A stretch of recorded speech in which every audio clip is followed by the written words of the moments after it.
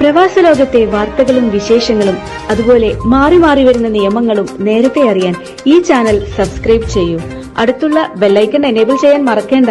നമസ്കാരം, ഒമാൻ വാർത്തകളിലേക്ക് സ്വാഗതം. ഇന്ന് മാർച്ച് 31. പ്രധാന വാർത്തകൾ. കൈരളി ബുറൈമി ബൈനൂന ഹാളിൽ വെച്ച് സംഘടിപ്പിച്ച ഇഫ്താർ സ്നേഹ സംഗമത്തിൽ 100 കണക്കിന് ആളുകൾ പങ്കെടുത്തു. കുടുംബങ്ങളും കുട്ടികളുമടക്കം പങ്കെടുത്ത ഇഫ്താറിൽ ഉസ്താദ് സൈനുദ്ദീൻ ബാക്കവി റമസാൻ സന്ദേശം നൽകി. ഇഫ്താർ വിരുന്നുകൾ എന്ന ആശയം തന്നെ വ്യക്തികളും സമൂഹവും തമ്മിലുള്ള ബന്ധങ്ങൾ ഊട്ടിയുറപ്പിക്കുക എന്നതാണെന്നും പ്രവാസ ജീവിതത്തിൽ ദൃഢതയോടെ കൊണ്ടുപോകേണ്ട ഒന്നാണ് പരസ്പരമുള്ള സഹായ സഹകരണവും വ്യക്തിബന്ധങ്ങളുമെന്നും സൈനുദ്ദീൻ ബാക്കവി തന്റെ സന്ദേശത്തിൽ പറഞ്ഞു. ഇസ്ലാമിക് എഡ്യൂക്കേഷണൽ ബോർഡിന് കീഴിലെ 5, 7, 10, 12 ക്ലാസുകളിലെ പൊതുപരീക്ഷകൾക്ക് തുടക്കമായി. ഒമാനിലുടനീളം വിവിധ മദ്രസകളിൽ നിന്ന് രജിസ്റ്റർ ചെയ്ത 400ഓളം വിദ്യാർത്ഥികളാണ് പരീക്ഷ എഴുതുന്നത്. അതേസമയം ഒമാന്റെ വിവിധ ഭാഗങ്ങളിലായി പ്രവർത്തിച്ചു വരുന്ന സുന്നി വിദ്യാഭ്യാസ ബോർഡിന് കീഴിലെ മദ്രസകളിലേക്കുള്ള അഡ്മിഷൻ നടപടികൾ ആരംഭിച്ചിട്ടുണ്ട്. നദ ഹാപ്പിനെസ് 15ാം വർഷത്തിലേക്ക് കടക്കുന്ന ദിനത്തിൽ സീബ് സൂക്കിൽ മെഗാ ഇഫ്താർ മീറ്റ് സംഘടിപ്പിച്ചു. 1000-ലധികം പേർ പങ്കെടുത്ത നോമ്പുതുറ സൂക്കിലുള്ളവർക്ക് വേറിട്ട അനുഭവമായി. സൂക്കിലെത്തുന്ന സാധാരണക്കാരും അവിടുത്തെ കച്ചവടക്കാരെയും ഉൾക്കൊള്ളിച്ചുകൊണ്ട് നടത്തിയ ഇഫ്താർ ജനബാഹുല്യം കൊണ്ട് ശ്രദ്ധേയമായി.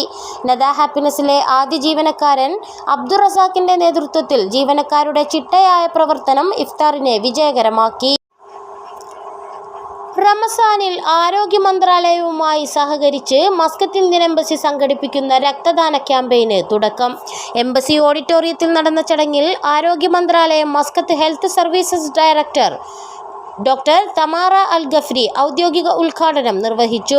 ഇന്ത്യൻ അംബാസഡർ അമിത് നാരംഗ്, ആരോഗ്യ മന്ത്രാലയം ഉദ്യോഗസ്ഥർ, ബ്ലഡ് ബാങ്ക് അധികൃതർ തുടങ്ങിയവർ പങ്കെടുത്തു. ഒമാനിലെ ഇന്ത്യൻ സമൂഹം ഡ്രൈവിൽ പങ്കാളികളായി രക്തദാനത്തെ പ്രോത്സാഹിപ്പിക്കാൻ നടത്തുന്ന ശ്രമങ്ങളെ അധികൃതർ അഭിനന്ദിച്ചു.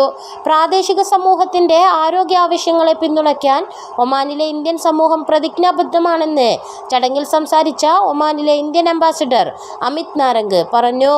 റമസാനിൽ എംബസി സംഘടിപ്പിച്ചു വരാറുള്ള ക്യാമ്പയിൻ ഈ വർഷം കൂടുതൽ വിശാലമായാണ് നടത്തുന്നത്.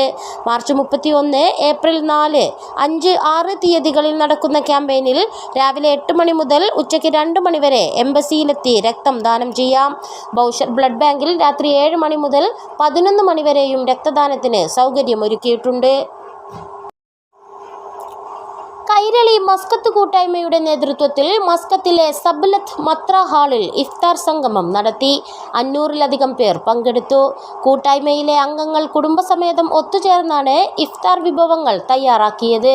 ഒമാനിലെ സാമൂഹിക ക്ഷേമ മേഖലയിൽ സജീവമായി ഇടപെട്ട് പ്രവർത്തിച്ചു പോരുന്ന കൈരളി കൂട്ടായ്മ എല്ലാ വർഷവും അംഗങ്ങളെയും പൊതുജനങ്ങളെയും കൂട്ടിയിണക്കി ഇഫ്താർ സംഗമം സംഘടിപ്പിക്കാറുണ്ട്.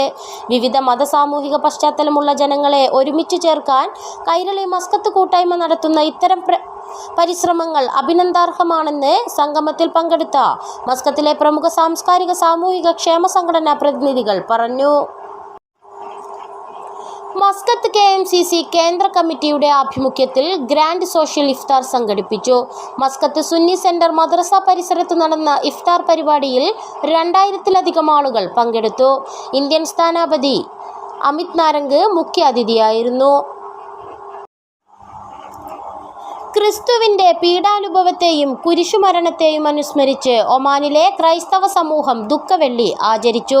മസ്കത്ത്, ഗാല, സലാല, സുഹാർ എന്നിവിടങ്ങളിലെ ക്രൈസ്തവ ദേവാലയങ്ങളിൽ രാവിലെ മുതൽ നടന്ന ഭക്തി നിർഭരമായ ശുശ്രൂഷകൾക്ക് മെത്രാപ്പൊലീത്തമാരും വൈദികരും കാർമ്മികത്വം വഹിച്ചു. യാമപ്രാർത്ഥനകൾ, പ്രദക്ഷിണം, കുരിശിന്റെ വഴി, ശ്ലീബാവന്ദനവ് തുടങ്ങി വിവിധങ്ങളായ ശുശ്രൂഷകളാണ് ദുഃഖവെള്ളിയുടെ ഭാഗമായി നടത്തപ്പെട്ടത്. ദുഃഖവെള്ളി പ്രത്യേക പ്രാർത്ഥനകളിലും ആരാധനയിലും പങ്കെടുക്കാൻ ഒമാന്റെ ഉൾപ്രദേശങ്ങളിൽ നിന്നടക്കം ധാരാളം വിശ്വാസികളാണ് ദേവാലയങ്ങളിൽ എത്തിച്ചേർന്നത്. ഒമാനിലെ കോൺഗ്രസ് പ്രവർത്തകരുടെ കൂട്ടായ്മയായ സേവ് OICC ഇനി മുതൽ ഇൻകാസ് ഒമാൻ എന്ന പേരിൽ പ്രവർത്തിക്കുമെന്ന് ഭാരവാഹികൾ അറിയിച്ചു.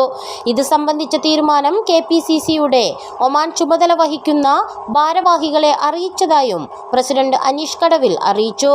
കോൺഗ്രസ് പ്രസ്ഥാനത്തോട് അനുഭാവമുള്ള സംഘടനയായ OICCയുടെ മുൻകാല ഭാരവാഹികളും പ്രവർത്തകരുമാണ് ഇൻകാസിലും ഉള്ളത്. ആസന്നമായ ലോക്സഭാ തെരഞ്ഞെടുപ്പിൽ കേരളത്തിലെ 20 മണ്ഡലങ്ങളിലെയും സ്ഥാനാർത്ഥികളെ വിജയിപ്പിക്കാൻ ആവശ്യമായ പ്രവർത്തനങ്ങൾ വിപുലപ്പെടുത്താനും യോഗം തീരുമാനിച്ചു.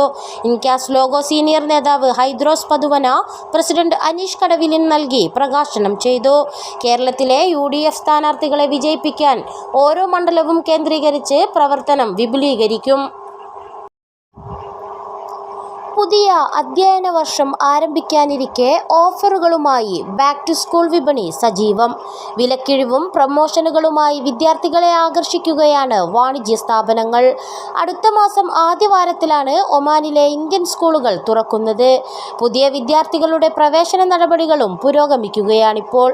വിദ്യാർത്ഥികൾക്ക് ആവശ്യമായ എല്ലാ സാമഗ്രികളും വിപണിയിൽ ലഭ്യമാണ്. ഹൈപ്പർ മാർക്കറ്റുകളിലും ഷോപ്പിംഗ് മാളുകളിലും ബാക്ക് ടു സ്കൂൾ എന്ന പേരിൽ പ്രമോഷൻ ക്യാമ്പയിനുകൾ നടന്നുവരികയാണ്. പ്രത്യേകം കൗണ്ടറുകൾ ഒരുക്കിയാണ് സ്കൂൾ വിദ്യാർത്ഥികൾക്കുള്ള സാധനങ്ങൾ വിൽപ്പനയ്ക്കായി പ്രദർശിപ്പിച്ചിരിക്കുന്നത്. സ്കൂൾ തുറക്കാനായതോടെ ഇവിടെ തിരക്കേറി വരികയാണ്. ബ്രാൻഡുകളും ഗുണനിലവാരവും അനുസരിച്ച് നിരക്കുകളിലും വ്യത്യാസമുണ്ട്. മലപ്പുറം സ്വദേശി ഒമാനിൽ വാഹനാപകടത്തിൽ നിര്യാതനായി. കൊണ്ടോട്ടി മുതുപറമ്പ് സ്വദേശിയും സുഹൂൽ ഫൈഹ കമ്പനിയിലെ ജീവനക്കാരനുമായ റഫീഖാണ് ജിഫ്നൈനിലുണ്ടായ അപകടത്തെ തുടർന്ന് മരണപ്പെട്ടത്. ശനിയാഴ്ച ഉച്ചകഴിഞ്ഞ് 3:30 മിസ്ഫ ജിഫ്നൈനിൽ ട്രക്കുകൾ കൂട്ടിയിടിച്ചായിരുന്നു അപകടം. കൂടെയുണ്ടായിരുന്ന ഒമാനി സ്വദേശിയായ ഡ്രൈവർ നിസ്സാര പരിക്കുകളോടെ രക്ഷപ്പെട്ടു. 11 വർഷത്തോളമായി സുഹൂൽ ഫൈഹ കമ്പനിയിൽ വേല മാർക്കറ്റിൽ ഡെലിവറി സൂപ്പർവൈസറായി ജോലി അനുഷ്ഠിച്ചു വരികയായിരുന്നു. ഭൗതിക ശരീരം തുടർ നടപടികൾക്ക് ശേഷം ഒമാനിൽ കബറടക്കുമെന്ന് ബന്ധപ്പെട്ടവർ അറിയിച്ചു. മസ്കത്തിനും സലാലയ്ക്കുമിടയിൽ നിരക്ക് സ്ഥിരപ്പെടുത്തി ഒമാൻ എയർ. ഗതാഗത ആശയവിനിമയ വിവരസാങ്കേതിക മന്ത്രി സഊദ് ബിൻ ഹമൂദ് അൽ മഅ്വലി വാർത്താസമ്മേളനത്തിലാണ് ഇക്കാര്യം വ്യക്തമാക്കിയത്. സ്വദേശി യാത്രക്കാർക്കാണ് നിശ്ചിത നിരക്കിൽ ടിക്കറ്റുകൾ ലഭിക്കുക. ഒരു ഭാഗത്തേക്ക് മാത്രം 35 റിയാലും ഇരുവശങ്ങളിലേക്കുമായി 64 റിയാലിനും ടിക്കറ്റ് ലഭിക്കും. എന്നാൽ ഖരീഫ് കാലത്ത് മടക്കയാത്രയ്ക്കുൾപ്പെടെ 54 റിയാലായിരിക്കും ടിക്കറ്റ് നിരക്ക്. പ്രചോദന മലയാളി സമാജം മസ്കത്തിന്റെ മുൻകാല രക്ഷാധികാരിയും ആക്സിഡന്റ് ആൻഡ് ഡിമൈസസ് ട്രഷററും MNMA-യുടെ രക്ഷാധികാരിയുമായിരുന്ന ഫവാസ് കൊച്ചന്നൂരിന്റെ നിര്യാണത്തിൽ പ്രചോദന മലയാളി സമാജം മസ്കത്ത് അനുശോചനം രേഖപ്പെടുത്തി. സദാനന്ദൻ എടപ്പാളിന്റെ അധ്യക്ഷതയിൽ ചേർന്ന യോഗം 2 മിനിറ്റോളം മൗനപ്രാർത്ഥനയ്ക്ക് ശേഷം അംഗങ്ങൾ അനുശോചന പ്രസംഗങ്ങൾ നടത്തി. ഇംഗ്ലീഷ് പ്രീമിയർ ലീഗ് ക്ലബ്ബ് ചെൽസിയുമായുള്ള കരാർ ഒമാൻ എയർ അവസാനിപ്പിച്ചു. കഴിഞ്ഞ വർഷമാണ് ക്ലബ്ബുമായി ഒമാൻ ദേശീയ വിമാന കമ്പനി കരാറിലെത്തിയത്. എന്നാൽ ഇതുവഴി കമ്പനിക്ക് ഒരു നഷ്ടവും ഉണ്ടായിട്ടില്ലെന്ന് മന്ത്രി ഹമൂദ് അൽ മഅ്വലി അറിയിച്ചു. ഇതോടുകൂടി ഇന്നത്തെ വാർത്തകൾ ഇവിടെ പൂർണ്ണമാവുന്നു. കൂടുതൽ ഒമാൻ വാർത്തകളും വിശേഷങ്ങളുമായി നാളെ വീണ്ടും കാണാം. നമസ്കാരം.